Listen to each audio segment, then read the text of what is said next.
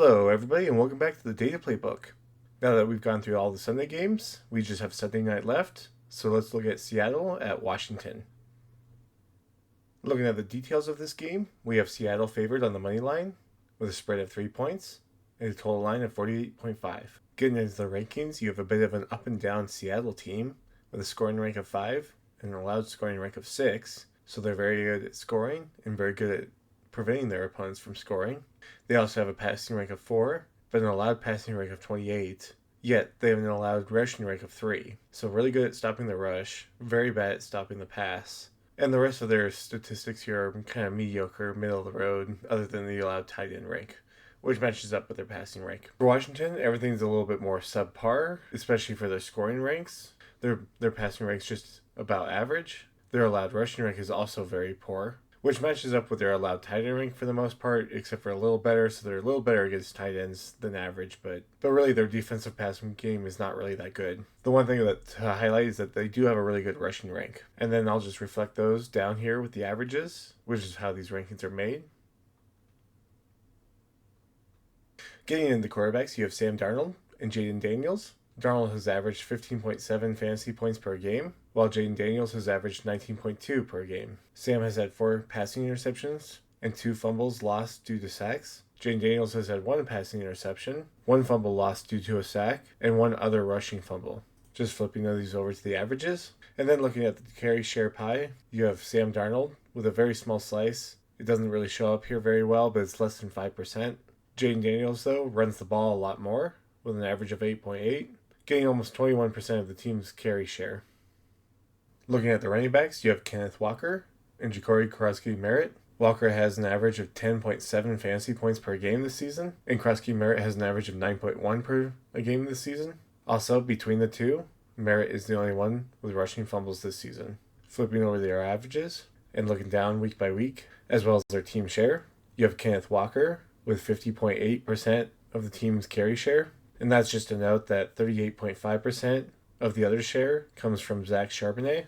So they do have a pretty fair share of how much they carry the ball for Seattle. For Washington, though, you have Merritt with 39% of the team's carries right now. Part of that is because you have Eckler still up here with 6% since he got hurt in the beginning of the season. You have Mariota as one of the people with 8.5%. And down here you have Jaden Daniels with 21%. So it gets all split up because a lot of different people have rushed this year. Even with all of that, Merritt has the largest total of share for carries at this moment. Your number 1 receivers are Jackson Smith-Njigba and Debo Smith Sr., since Terry McLaurin is once again out. Over here with Jackson, he averages 22.1 fantasy points per game, and Debo Smith averages 14 fantasy points per game. The only turnovers come from Jackson Smith, with 1 receiving fumble.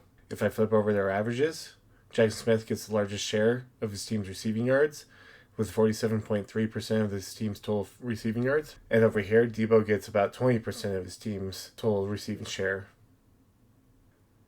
And now looking at the number 2 receivers, you have Cooper Kupp and Luke McCaffrey.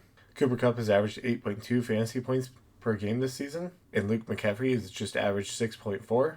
There are no other turnovers that these two have given up this season.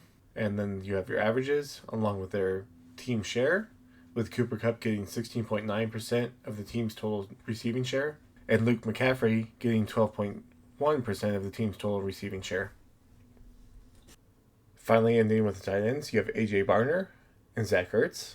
Barner averaging 9.1 fantasy points per game this season, and Zach Ertz averaging 9.7 with no turnovers. We'll flip over the averages and look at their team receiving share. With A.J. Barner, that's 12.2% of the team's total receiving yards. And over here with Zach Ertz, that's slightly larger. With Zach Ertz, it's a little harder to tell because it's been cut off, and there's been a lot of share amongst a lot of different people on Washington.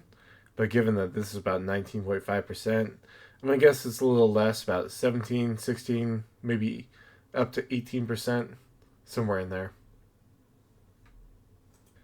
So there's everything that you have. I would say that Seattle's passing rank should really shred this really bad passing rank from Washington. I would also think that this could be an interesting matchup with a rushing rank of 3 from Washington but an allowed rushing rank of 3 from Seattle. So you have a really tough rushing defense against a really good rushing offense. But it really does always come down to the allowed points scored. So Seattle's very good at scoring points. Washington is not. It seems like it favors Washington in this game. But as always, we'll have to see. So there you have it for Sunday Night Football. Thank you so much for watching. If you found it interesting and got something out of it, leave a like and subscribe. And leave a comment on what else you want to see in the future. And otherwise, thank you so much for watching, and I'll see you for Monday Night Football.